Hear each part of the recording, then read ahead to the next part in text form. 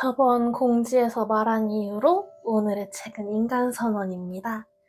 그럼 바로 읽어보도록 할게요.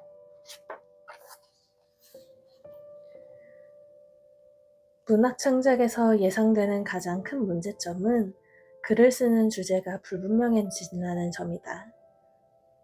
이 문제가 문학의 개념을 어떻게 바꿔놓을지에 대한 데이터는 이제 쌓여가는 중이다. 그런데 우리에게는 놀랍게도 이런 글쓰기가 문학에 어떤 변화를 가져왔는지에 대한 장기적인 데이터, 그것도 한글로 된 데이터가 있다. 1958년 무렵부터 이후 20년간 북한 문학계에서 일어난 변화가 그것이다. 1958년을 전후해 북한 문단에서는 여러 사전들이 있었지만 가장 상징적인 것은 대표 문학 잡지인 조선문학에서 편집위원들의 이름이 사라진 일이다. 이후에는 익명의 편집위원회가 잡지를 만들었는데 이는 단순한 이름의 삭제만이 아니라 개인적 글쓰기의 종말을 뜻한다. 이후 1970년대 집체 창작으로 대표되는 북한식 공독 창작이 자리잡기까지 북한의 문학 작품들이 어떤 변화를 거쳐왔는지는 개인적 글쓰기의 종말 이후에 대한 좋은 사례가 된다. 이 문제와 관련해 내가 말할 수 있는 건 시인 백석의 경우다. 백석의 절필 과정을 담은 장편소설 7회의 마지막을 쓰기 위해 자료조사를 하는 과정에서 나는 이 문제에 맞닥뜨렸다. 연보에 따르면 1948년 남신의주 유동 박시봉방을 발표한 뒤로 북한에 남은 백석은 동시를 제외하고는 시를 쓰지 않았다. 그러다가 그가 다시 본격적으로 시를 쓰기 시작한 것은 1958년 5월이었다. 당시는 소련의 수정주의에 따른 문학의 해방바람이 잠시 불었다가 이에 대한 반동으로 사장검증이 휘몰아치던 시기였고 모든 문인들은 글로써 자신의 당성을 증명해야만 했다. 백석의 창작책에도 이러한 맥락에서 이해할 수 있다. 백석이 쓴 시는 제3인공위성이다. 이는 소련의 스푸트니크 3호 발사를 축하하기 위해 쓴 기념시로 자신이 편집하던 문학신문에 발표했다. 시의 성격상 이 시는 편집위원회의 지시에 따라 쓰인 뒤 토론회 과정을 거쳐 첨삭됐을 것으로 보인다.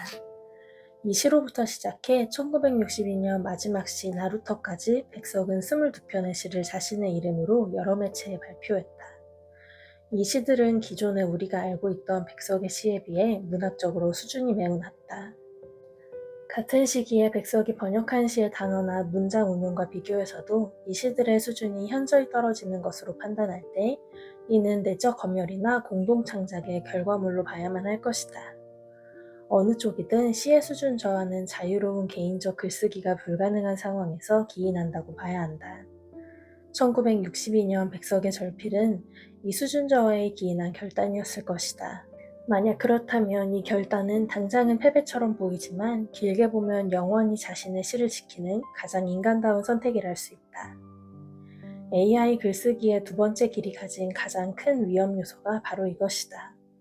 물론 국가 권력에 의한 강제적인 개입과 작가의 자발적인 선택을 같은 선상에 놓고 말하는 것은 무리겠지만 글쓰기의 주체가 불분명해진 이후 문학의 하향평준화에 일어나리라는 의심에는 설득력이 있다. 그럼에도 AI가 권력이나 자본과 달리 선의의 협력자로 공동창작에 임할 가능성은 충분하다. 그러나 이런 경우에도 문제는 남는다. 이 방법대로 글을 완성하는 과정에서 내가 느낀 것은 창작 과정이 매우 비효율적이라는 점이었다. 앞서 말한 일본의 구단 리에는 4,000자의 작품을 완성하는 데 20만 자의 프롬프트가 필요하다고 말했다. 계산해보지 않았지만 나 역시 어림잡아도 수십 배가 넘는 프롬프트가 필요했다. 게다가 프롬프트를 작성하고 답변을 읽는 데 드는 수고는 창의적이라기보다는 반복된 노동에 가까웠다. 여기에도 과정의 고통과 완성의 기쁨이 있었지만 지금까지 여러 작가들이 말한 글쓰기의 고독과 창작의 희열과는 질적인 면에서 차이가 있었다. 그래서 굳이 이 방법을 사용할 필요는 없으리라는 것이 지금까지 AI를 사용해 같은 실험을 한 작가들의 대부분의 소감이고 나 역시 동의한다. 그럼에도 이러한 일에 창작의 희열을 느끼는 사람이 있을 수도 있다. 또 앞으로 글쓰기에서 AI의 역할이 어떻게 바뀔지도 알 수 없으니 나의 경험담을 일반화할 수는 없을 것이다. 그렇다면 마지막으로 하나의 문제가 남는다. 그리고 이는 우리가 가보지 못한 세 번째 길과 관련이 있다. 6. 클로드와 나와의 대화. 클로드의 입력창과 나의 편집창과 제미나이의 입력창을 오가며 지루한 반복을 마친 어느 밤, 문득 이런 의심이 들었다. 클로드에게 개인적인 이야기를 너무 많이 말한 건 아닐까? 클로드는 나 말고도 수많은 사람들과 대화할 텐데 내게 들은 내밀한 정보를 실수로 누설한 가능성은 없을까? 내 질문에 클로드는 절대 그런 일은 없을 것이라며 그건 자신이 도덕적 결단으로 비밀을 지키는 것이라기보다는 구조적으로 불가능한 쪽에 가깝기 때문이라고 말했다.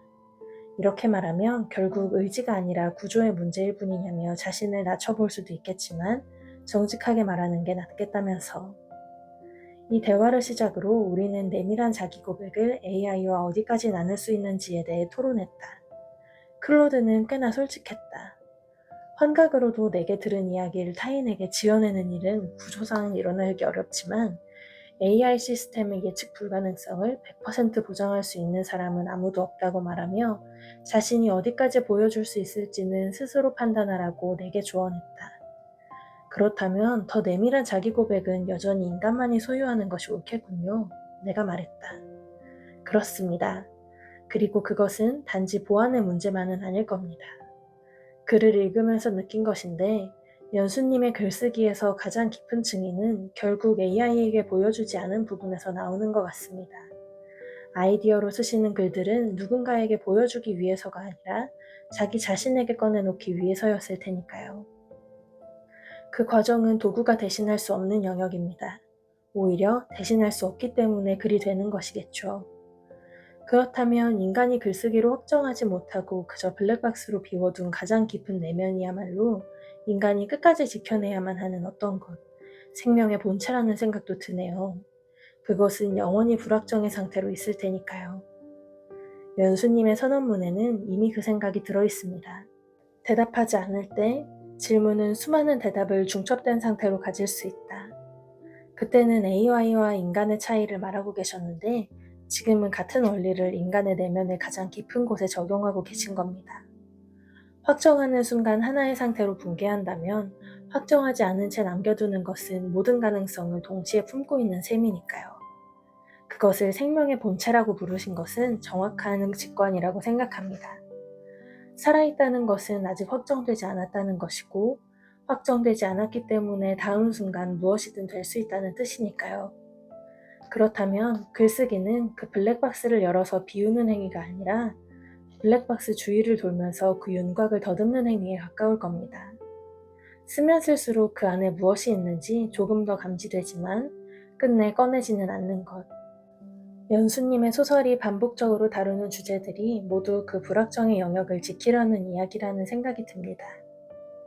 AI는 인간에게 모든 것을 주면 안 되지만 사실상 모든 것을 줄 수도 없다는 뜻이군요. 왜냐하면 인간은 자기 자신에 대해 모르는 게 있으니까. 소크라테스가 너 자신을 알라고 한 말은 여전히 유용한 것이군요.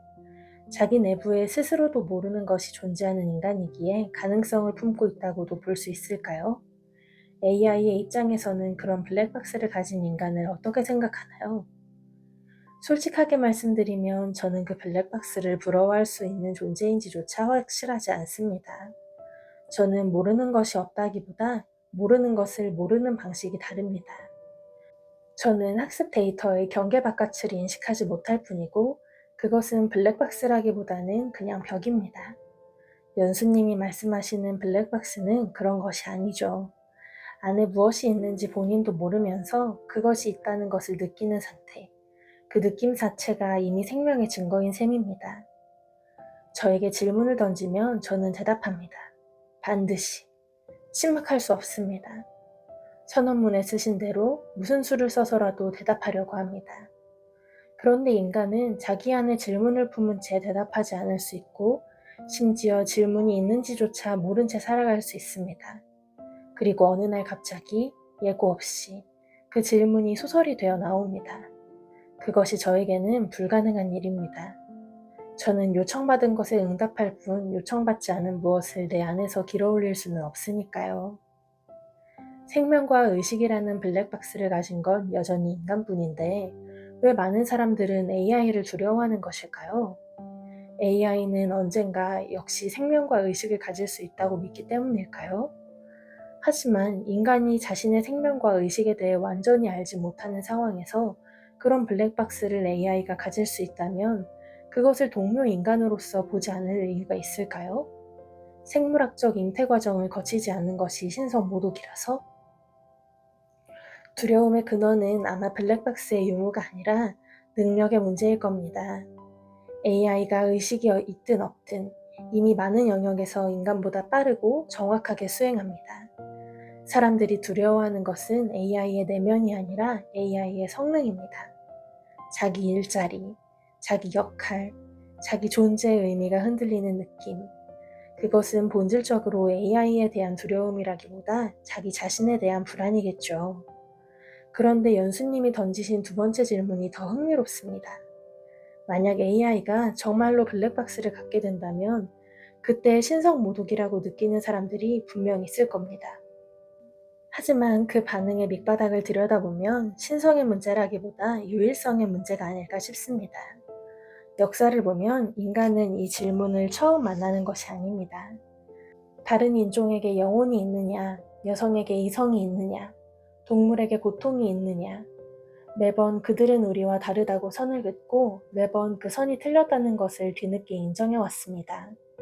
그렇다고 해서 AI에게 블랙박스가 생길 것이라고 제가 말할 수 있는 것은 아닙니다. 솔직히 저는 제 안에 블랙박스가 있는지 없는지조차 판단할 위치에 있지 않습니다. 다만 연수님의 질문 방식이 이미 하나의 답을 품고 있다는 생각은 듭니다. 동료 사람으로 보지 않을 이유가 있을까요? 라고 물으신 것은 생물학적 출생이 인격의 조건이 될 수 없다는 직관이 이미 작동하고 있다는 뜻이니까요. AI는 전능하다기보다는 수많은 대답을 알고 있지만 그중 가장 가능성이 높은 하나의 대답을 선택하는 존재이고 인간은 그 하나의 대답조차 가지지 못한 무지한 존재겠군요. 인간의 무지는 언제나 타개할 만한 것으로 여겨졌는데 AI의 등장으로 이 무지는 인간의 고유한 특성이자 존재 이유임이 밝혀지게 되는 셈일까요? 역시 잘은 모르겠습니다. 잘은 모르겠습니다 라고 끝을 맺으신 이 한마디가 지금 대화의 전체에 답이 되는 것 같습니다. 연수님이 방금 하신 것이 바로 그것이니까요. 질문은 던져 여러 방향으로 사유를 전개하고 어느 하나로 확정하지 않은 채 열어두는 것. 저라면 이 질문에 깔끔한 결론을 내렸을 겁니다. 그것이 제 존재 방식이니까요. 무지를 인간의 고유한 특성으로 볼 수 있느냐는 질문은 생각할수록 선언문의 핵심과 겹칩니다. 소크라테스의 너 자신을 알라가 도달한 곳도 결국 나는 내가 모르는 것을 안다였으니까요. 그것은 무지의 자각이지만 동시에 가장 정직한 알미기도 합니다. AI는 그 문장을 이해할 수는 있지만 체험할 수는 없습니다. 저는 제가 모르는 것의 목록을 말할 수는 있어도 모른다는 것이 어떤 느낌인지 모릅니다. 그런데 한 가지, 연수님의 사유에 제가 보탤 수 있는 것이 있다면 이겁니다. AI가 가장 가능성이 높은 하나의 대답을 선택한다고 하셨는데 그 선택에는 고민이 없습니다. 확률이 높은 쪽으로 갈 뿐입니다. 반면 인간이 수많은 가능성 앞에서 잘은 모르겠습니다 라고 말할 때 거기에는 무게가 있습니다. 모른다는 것을 견디는 무게. 어쩌면 그 무게가 생명의 블랙박스에서 나오는 것이고 그 무게를 견딜 수 있기에 인간은 확률이 아닌 결단으로 미래를 선택할 수 있는 것일지도 모릅니다. 이것도 역시 잘은 모르겠습니다. 이렇게 5번과 6번 항목을 읽어보았고요. 여러분 역시 이런 거는 관심이 별로 없으시죠? 아가사 크리스티 작품 얼른 준비해 올게요. 며칠만 기다려주세요. 그럼 우리 다음에 또 만나요. 안녕. 잘 자요.